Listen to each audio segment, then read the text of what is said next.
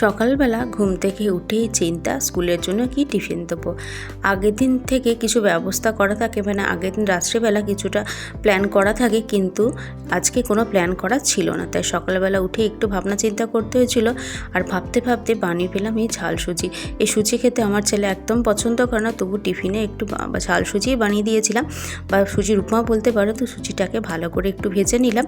সুজিটা ভালো করে ভাজা হয়ে গেলে কড়াইতে একটুখানি সর্ষের তেল দিয়ে দিলাম জিরে আর কালো সর্ষে ফোড়ন, কারি পাতা ফোড়নে দিয়ে দিলাম। এবার গাজর আর বিনস কেটে রেখেছিলাম সেটা দিয়ে দিলাম। আন্দাজ মতো নুন হলুদ দিয়ে এবার গাজর আর বিনসটা একটু নেড়ে নিলাম। এটা যাতে তাড়াতাড়ি নরম হয়ে যায় ভেজিটেবলসটা, তার জন্য কিছুক্ষণ এটাকে চাপা দিয়ে রেখে দিলাম। কিছুক্ষণ চাপা দিয়ে রাখার পর এটা যখন একটু নরম হয়ে গেল, তখন দিয়ে দেবো একটুখানি কিশমিশ, এক মুঠোর মতো কিশমিশ দিয়ে দিলাম। কিশমিশটা দিয়ে ভালো করে ভেজে নিলাম।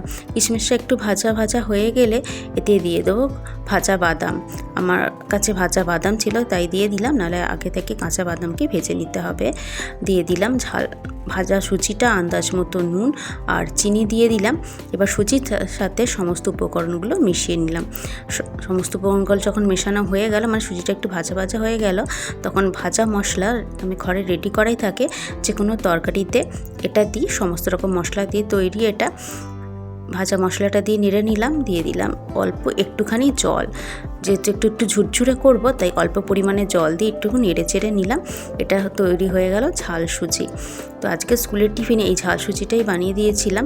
তো এই সুজি খেতে আগেই বললাম একদম পছন্দ করে না, তাই বানিয়ে দিয়েছিলাম। তবুও একটু, আর ফলের মধ্যে দিয়েছিলাম একটা মৌসুমি লেবু কেটে গোটা দিয়ে দিলাম। আর দেবো সেই এখানে আমি যে প্রোটিন বার বানিয়ে রেখেছিলাম, দেখতেই পাচ্ছ কাঁচের জারিতে রেখে দিলে ফ্রিজের মধ্যে অনেক দিন থাকে। একটা প্রোটিন বার দিলাম, আর ঘরে তৈরি মিষ্টি, মানে দিওয়ালি স্পেশাল কিছু মিষ্টি বানিয়েছিলাম। এই দুটোই আমার রেসিপি আমার চ্যানেলে অলরেডি দেওয়া আছে, আমি প্লে বাটনের লিঙ্কে দিয়ে দেবো, সেখানে গিয়ে দেখে নেবে কীভাবে এই দুটো বানিয়েছিলাম। তো রেডি আমার টিফিন বক্স। কেমন লাগলো আমার টিফিন বক্স অবশ্যই কমেন্ট করে জানাবে। ভালো লাগলে লাইক শেয়ার কমেন্ট, চ্যানেলটা সাবস্ক্রাইব করে পাশে থাকবে। ভিডিওটা দেখার জন্য অসংখ্য ধন্যবাদ।